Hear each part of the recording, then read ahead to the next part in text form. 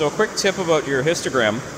If you look at the bottom right corner of my histogram right now, you see how there's a little bit of a spike?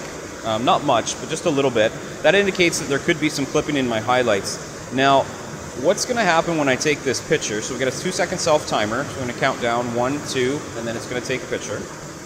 Okay. Now watch what happens when I push my playback button and I take a look at this result. Alright, so something really interesting going on here in this picture that I thought I'd draw your attention to. I took the shot, I was watching my histogram, and my histogram in camera looked like this. So let me just enable it again. So you see how there's just a baby little spike happening in the bottom right corner?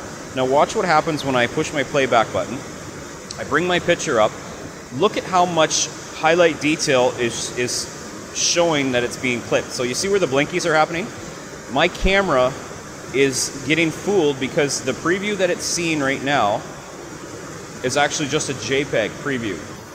Alright, so enable your histogram and then take a look at your histogram as you're adjusting your exposure, and so you see how many more stops of light that I can actually let in before this truly gets blown out.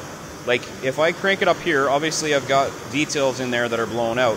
So I'm going to bring this down to right about there and take this shot.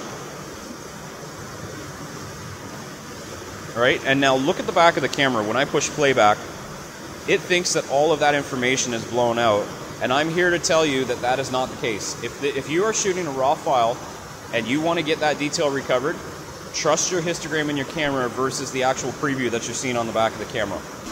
So remember, trust your histogram and make sure that when you're working with highlights that you're exposing to the right, but you don't want that spike to happen. So try to keep that spike almost down to the bottom. It's okay to have your tones right to the edge, but just don't let it spike up.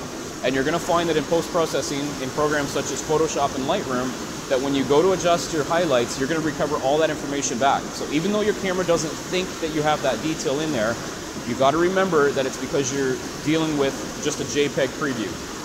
Alright, so that's my tip for this week. Please like and subscribe below, and I'll see you next week.